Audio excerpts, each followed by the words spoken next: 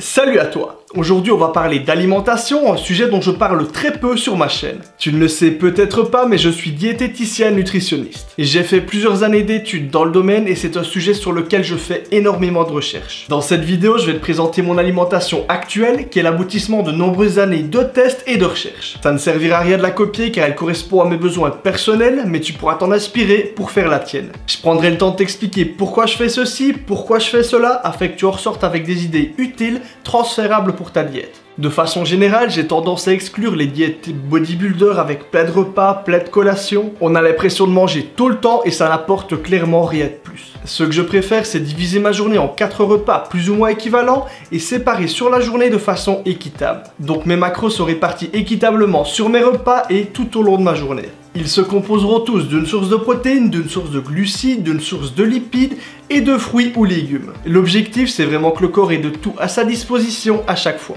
Et de façon générale, j'ai 4 heures d'espace entre chaque repas. Passons au repas. Je consomme mon premier repas dès que je me lève. Actuellement, ça fait quelques mois que je teste les flocons d'orge en remplacement des flocons d'avoine et c'est plutôt sympa. J'y ajoute ensuite la noix de coco en poudre pour les lipides. Contrairement aux recommandations habituelles, j'ai tendance à favoriser les acides gras saturés ainsi que les monoinsaturés. C'est quelque chose qui va à l'encontre de ce qu'on conseille actuellement, car en temps normal, on dira de favoriser les acides gras polyinsaturés et de limiter les saturés. Je considère personnellement que c'est un raccourci relativement incorrect et si tu as envie qu'on développe le sujet dans une vidéo, fais-le moi savoir en commentaire. J'ajoute un petit peu de confiture maison afin d'augmenter mes totaux en glucides sans avoir trop d'effet sur la satiété. Le problème avec l'avoine ou l'orge, c'est que ça remplit très rapidement et c'est parfois compliqué d'atteindre les apports qu'on aurait voulu. Ensuite, je me fais un shaker de whey où j'ajoute du collagène, de la glycine et de la créatine. Pour terminer, je me presse 2 oranges. Si je les presse, c'est encore une fois pour atteindre mes apports plus facilement et ne pas avoir un repas trop lourd ou trop contraignant.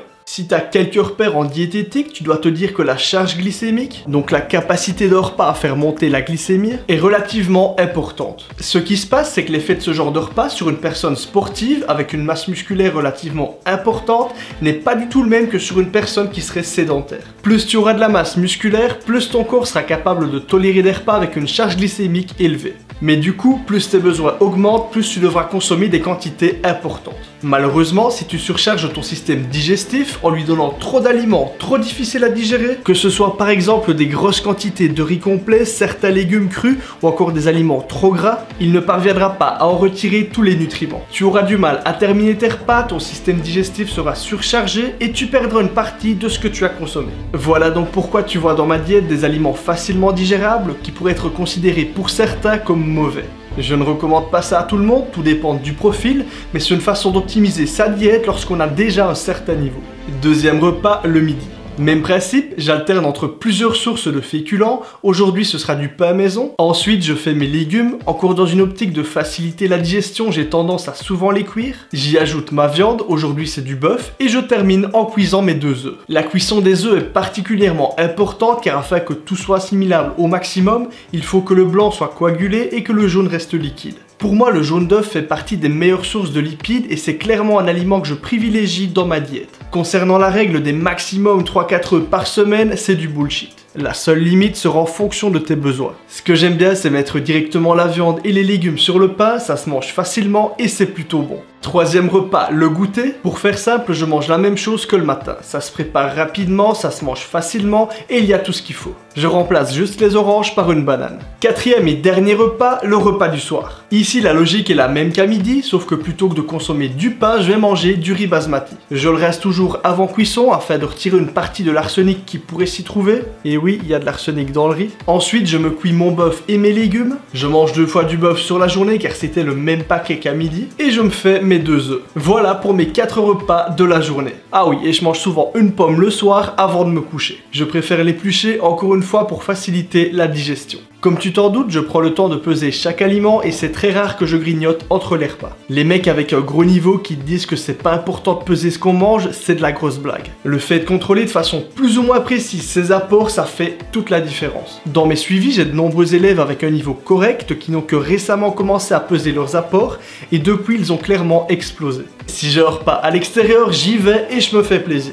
Après, évidemment, c'est mieux si on gère un minimum ses choix et ses quantités. La clé, c'est de ne pas avoir de frustration et de faire ses choix en fonction de ses vrais objectifs. Concernant mes apports, je tourne actuellement autour de 3000 kcal par jour pour environ 92 kg de poids de corps. Ce n'est pas énorme, mais il faut considérer qu'à côté de la muscu, je ne me dépense pas vraiment et que toutes les calories sont rentabilisées. Quand je faisais mes études en sport, avant la diététique, étant donné que mes dépenses physiques étaient beaucoup plus importantes, je tournais généralement vers les 4000. Et encore, à ce moment-là, j'étais bien moins musclé que maintenant. Je te mets les totaux de ma diète. Tu peux voir que je tourne autour des 33 kcal par kilo de poids de corps. Pour les protéines, je suis aux alentours des 2 grammes par kilo. Tu peux aussi être un petit peu en dessous. Par contre, au-dessus, je vois pas vraiment d'intérêt. Pour les glucides, je tourne aux alentours des 5 grammes par kilo. Et pour les lipides, je suis vers 0,65 grammes par kilo. En considérant que dans mes totaux, je ne compte pas les protéines du collagène et je ne compte pas les glucides et les protéines que je prends durant l'entraînement. D'ailleurs, si tu veux une vidéo sur les compléments que je consomme, dis-le moi en commentaire. Pour les lipides, ça peut paraître relativement bas, mais j'ai pu constater que mon corps réagit beaucoup mieux depuis que je les ai diminués en parallèle avec l'augmentation des glucides. Avec un même total calorique, j'ai beaucoup plus d'énergie et je fais moins vite de la masse grasse. Encore une fois, ça peut s'expliquer de façon logique, mais c'est un sujet qui demanderait une vidéo complète. Voilà ce qu'est une vraie diète optimisée pour quelqu'un. Comme tu as pu le voir, il n'y a pas d'aliments magiques, juste des tests, de l'analyse et des améliorations afin d'avoir quelque chose qui nous convient. Pour tous ceux que ça intéresse et qui voudraient une alimentation optimisée, je fais des suivis personnalisés, que ce soit pour l'alimentation ou les entraînements. Tu peux retrouver toutes les infos sur mon site kilianhagen.be. Si la vidéo t'a plu, tu peux me laisser un pouce bleu et t'abonner, c'est gratuit et ça te donnera accès à plein d'infos pour progresser. Et moi je te dis à la prochaine. But I just want it.